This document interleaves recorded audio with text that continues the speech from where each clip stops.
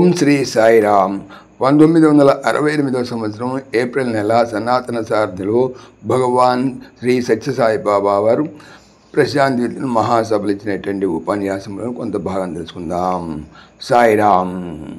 1968 సంవత్సరం మార్చి నెల 26వ తేదీ సాయంత్రము శ్రీవారు ప్రశాంతి విద్వన్ మహాసభలోనికి ఆగమించి ఆనందోదకమైనటువంటి దివ్య దర్శనం అందించి పుష్పములతో దీపాలతో అలంకృతమైన వేదికపై భద్రాసనాసీనులైరి వెంకటగిరి కుమారరాజయ్య గారు జగదీశ్వరుని దివ్య గుణములను అనుపమ లీలా విశేషములను గ్రంథముల ద్వారా శ్రవణము చేసి సంతుష్టిని పొందుతుండిన మానవ సామాన్యులందరికీ ఆనందమిచ్చే కొరకు జగదీశ్వరుడే అందరికీ అందుబాటులో ఉన్న రూపమును ధరించిన అపార కరుణామూర్తి బాబావారు అని చెప్పి అందరినీ ఆదరానందముతో స్వాగతించరి. తరువాత బ్రహ్మశ్రీ బాలవ్యాస వారణాసి సుబ్రహ్మణ్య శాస్త్రి గారు ఉపన్యసించుచు జగదీశ్వరుడు సాధువులను రక్షించును, సాధువులన్న భగవంతుని ఆజ్ఞను శృతి స్మృతులతో వారిచే శాసింపబడిన క్రమశిక్షణలను పరిపాలించేవారు అనేదే అర్థము స్పష్టీకరించారు. ఇక బాబావారు మానవుని కంటే ధన్యమైన పుణ్యమైన జన్మము వేరొకటి లేదు. అయితే తన పవిత్రతను తాను తెలుసుకొనక మానవుడు పశుత్వమునకే దిగిపోతున్నాడు. సోమనాథంలో ఒక జ్యోతిర్లింగం ఉన్నది. దానిని పైనుంచి ఒక అయస్కాంతము పైకి లాగుతుంది, క్రింద ఉన్న అయస్కాంతము క్రిందకు లాగుతుంది. రెండు అయస్కాంతముల శక్తులు సమానముగా ఉన్నవి కాబట్టి ఆ లింగము ఏ ఆధారము లేకుండా మధ్యనే నిలిచిపోయినది. మానవుడు కూడా అంతే.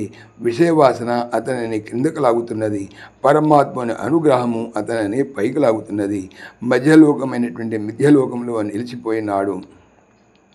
క్రిందకు లాగే విషయవాసనలు వదిలితే ఆయన సులభముగా సుముఖముగా ఊర్ధ్వాభిముఖముగా పయనించి పరమాత్మ సాక్షాత్కారమును పొందవచ్చునని శ్రీవారు సెలవిచ్చినారు. మానవులు అమృతస్య పుత్ర కాన అమృతత్వమే వారి స్వస్థానము. దానిని చేరే ప్రయత్నమును విజ్ఞానముతో కనుగొని ధరించేదే జీవిత పరమోద్దేశము అనివే. సాయిరామ్. సమస్తలోకాః సుఖినో భవంతు, సమస్తలోకాః సుఖినో భవంతు, సమస్తలోకాః సుఖినో భవంతు. ఓం శాంతి శాంతి శాంతి. జై భోల భగవాన్ శ్రీ సత్య సాయి బాబాజీకి జై.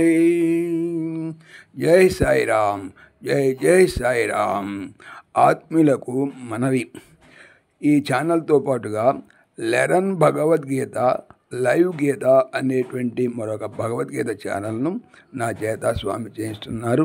దీనికి సంబంధించిన లింక్ డిస్క్రిప్షన్లో చూడవచ్చును. సాయిరామ్.